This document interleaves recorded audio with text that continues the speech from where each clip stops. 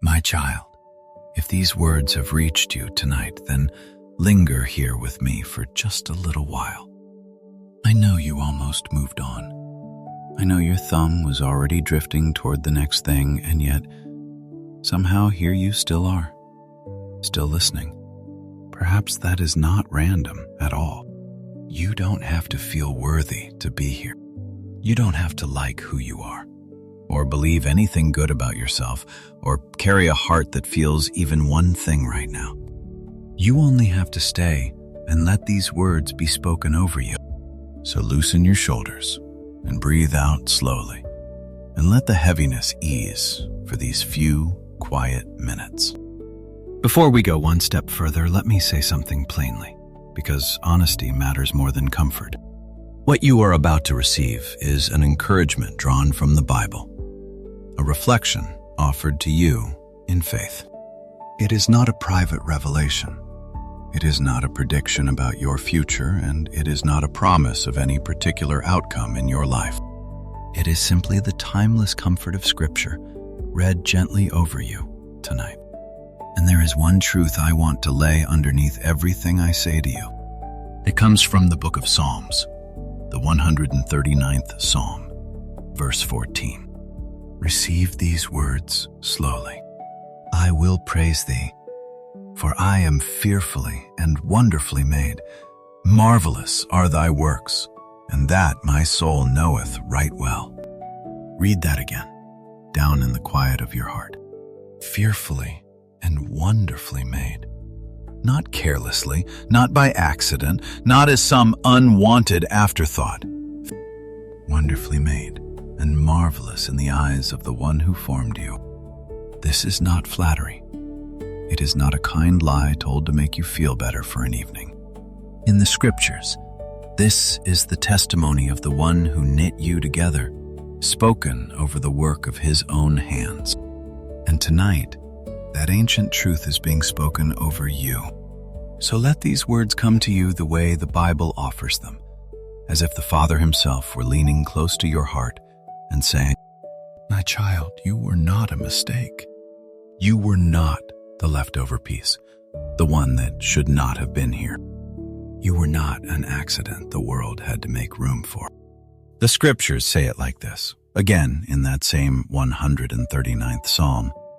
I will praise thee, for I am fearfully and wonderfully made. Marvelous are thy works, and that my soul knoweth right well.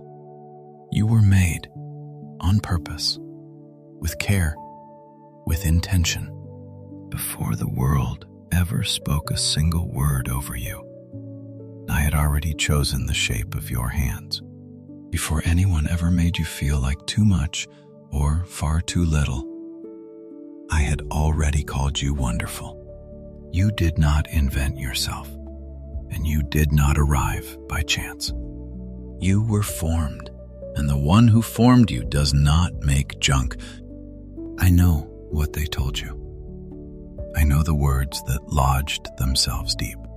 Someone made you believe you were a burden, a problem to be managed, a weight that other people had to carry. Somewhere along the way, you started to think the world would breathe easier if you had simply never been here at all.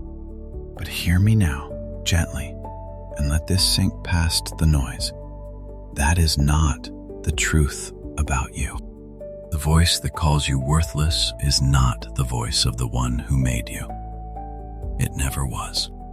What others failed to see in you does not erase what heaven wrote into you. Their blindness is not your verdict. You are not a mistake to be hidden. You are not a flaw to be apologized for. You are not too broken to be wanted, and you are not too ordinary to matter. You have lived with a voice, haven't you? A quiet, steady voice that has trailed behind you for years. It speaks in your own tone, in your own accent, so you assumed it was simply you telling yourself the truth. It tells you that you are nothing special. It tells you that nobody would really notice if you faded out of the room. It reminds you of every place you fell short, every way you have failed to be what others wanted. And late at night, it whispers the cruelest thing of all, that you were a mistake from the very beginning. My child, hear me. That voice is a liar. It does not speak for heaven, and it does not speak for the one who knit you together. So when that old voice starts its familiar speech, answer it with what is true. When it says you are worthless, the truth says you are fearfully and wonderfully made. When it says you were an accident, the truth says you were formed on purpose. When it says no one would miss you, the truth says you were known and wanted before you ever drew a breath. You don't have to argue it into silence. You only have to stop agreeing with the lie. So if you are listening tonight, ashamed of who you are, this is for you. If you have spent years wishing you were someone else, anyone else, this is for you. If you have looked in the mirror and felt nothing but disappointment looking back, this is for you. If you have quietly decided that you simply do not matter, that the world has already made up its mind about you, this especially is for you. You don't have to fix yourself first. You don't have to become impressive. You don't have to earn the right to be valued. Come as you are. And about that worth you keep trying to prove, let me tell you where it truly comes from. You have been taught that your value is something you must earn, that you are worth as much as you achieve, as much as you produce, as much as you are useful to someone. But that is not how heaven measures you. Your worth was never tied to your performance. It was woven into you the moment you were made. You did not have to become wonderful. You were made wonderful. When you succeed, you are precious. When you fail, you are precious. On your best day, you carry the fingerprints of the one who made you, and on your worst day, you carry them still. And there is something written in the scriptures that I do not want you to miss, because it answers the very ache inside you. It comes from the letter to the Ephesians, chapter 2, verse 10. Listen carefully. For we are his workmanship, created in Christ Jesus unto good works, which God hath before ordained that we should walk in them. Sit with that word for a moment. Workmanship. You are not a random thing the world happened to produce. You are workmanship, the careful labor of skilled and loving hands. An artist does not despise the work he has poured himself into. He does not call it a mistake. And the scriptures say you were created with purpose, that there is a path of good works prepared ahead of you, meant for you to walk. You were not made and then forgotten. You were made for a reason. So when shame tells you that you are pointless, that your life adds up to nothing, let this verse correct it tonight. You are his workmanship. You were made on purpose, and you were made with purpose. And I want to speak to the shame you have carried so long that it began to feel like a part of you. The shame that makes you shrink in a room, the shame that keeps you apologizing for taking up space, the shame that whispers you must hide the real you, or no one could ever love what they saw. You have worn it like a second skin until you could no longer tell where the shame ended and you began. But hear me, the shame is not your name, and it was never the truth about you. The scriptures tell of people the world looked past, the small, the overlooked, the ones counted as nothing, who were known and treasured by God all along. You are not the exception to that mercy. You are exactly the kind of person it was written for. So you can set the shame down now. You were never meant to wear it forever. Now, I know you may not feel any of this yet. Feeling comes slowly when a heart has believed something painful for a very long time. And that is all right. The truth does not wait on your feelings to become true. You were fearfully and wonderfully made on the days you felt it, and on the 1,000 days you did not. These words were written down long before you were born, so that they could find you on a night exactly like this one. So let me say it again, plainly, the way you may have needed to hear it for most of your life. You are wanted. You are wonderfully made. You matter, and you always did. The world handed you a measuring stick and told you that you came up short.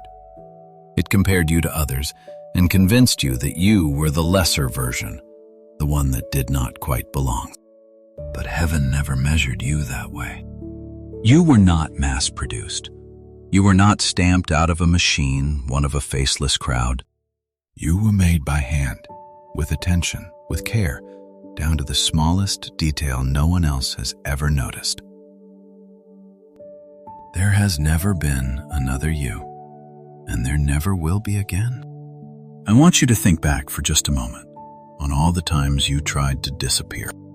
The times you stayed quiet so you wouldn't be a bother. The times you made yourself smaller so you wouldn't be too much. The times you believed that fading into the background was the kindest thing you could offer the world. But you were never meant to vanish. You were never meant to be invisible. The one who made you did not labor over every detail of your being so that you could spend your life hiding it away. He did not number the very hairs of your head so that you would treat yourself as if you did not count. The scriptures say that even the sparrow does not fall without the Father's knowing, and that you are worth far more than many sparrows. You were never overlooked by heaven, even on the days you felt overlooked by everyone else. And here is something the shame has been hiding from you all this time. The very things you were taught to despise about yourself may be the very things you were made to carry. The tenderness you call weakness, that was given to you on purpose. The way you feel things deeply, that was not a flaw in the design. The scriptures say that what passes through the fire can be refined, and that what feels weak can become the very place strength is shown. The compassion you have for other hurting people, you did not invent that out of nothing. It was placed in you, and it was deepened by what you have lived through. The parts of you that you tried so hard to bury may be the parts the world has most needed all along. One day you may meet someone who feels exactly the way you feel tonight, convinced they do not matter.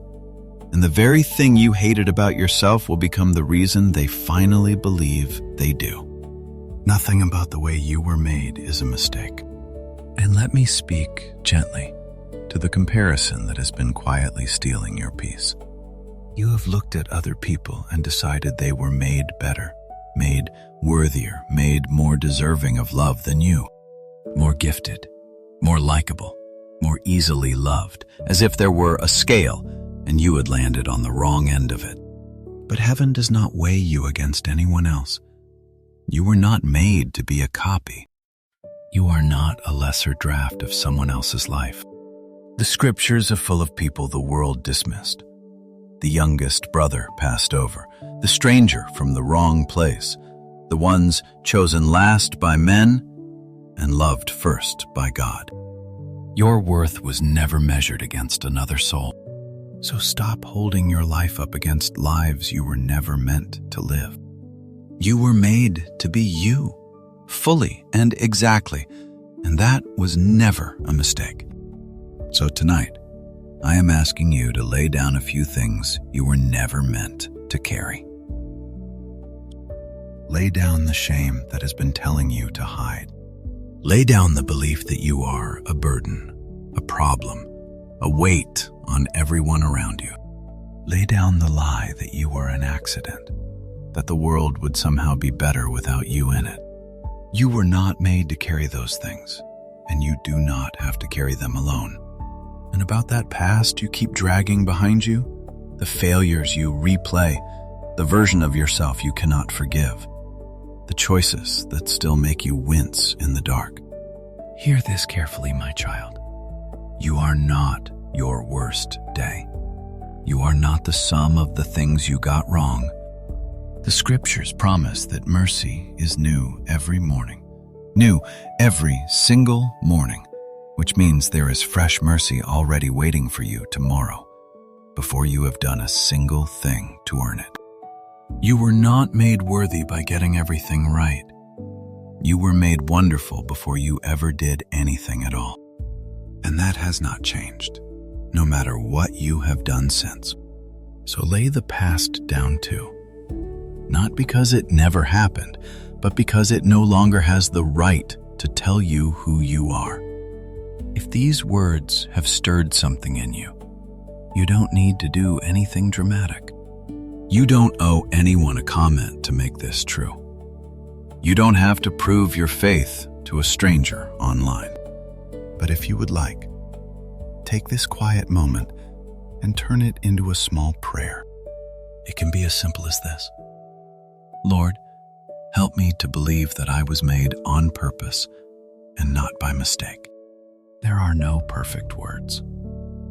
The scriptures show God meeting people in whispers, in tears, and in prayers too broken to finish. Your honesty is enough. And if someone comes to mind right now, someone who has forgotten that they matter, you are welcome to share this message with them. Not as a chain, not as a demand, just as a kindness, the way you would offer your coat to someone left out in the cold. Now, here is one gentle but important reminder, and I won't hurry past it. Faith is a deep comfort, but it is not a replacement for care.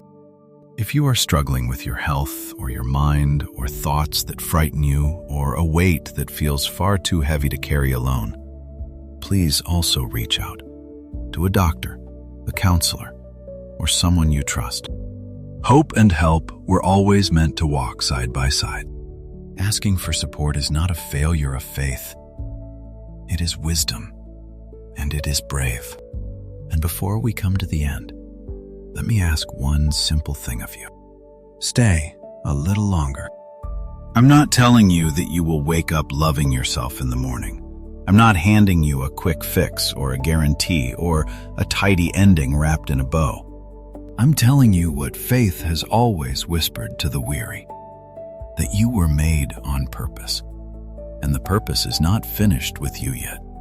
You have survived every single day that tried to convince you that you did not belong here. Think about that. You are still here, and that is not an accident any more than your first breath was. The same hands that formed you have not let go of you now. So as this message comes toward its close, I want to leave one truth in your hands to carry into tomorrow. You were not a mistake. Let those words from the 139th Psalm settle over you one last time. I will praise thee, for I am fearfully and wonderfully made. Marvelous are thy works, and that my soul knoweth right well. Whatever the world has taken from you, whatever names you were called, the final word over your life is not worthless. The final word is wonderfully made, and made on purpose, by hands that do not make mistakes. I won't promise you a feeling. I won't promise you a timeline. I won't pretend to know the things only God knows. You have been handed enough empty promises, and I will not add to the pile. But I can leave you with what the scriptures say, with quiet confidence. You are his workmanship. You were created on purpose, fearfully and wonderfully made.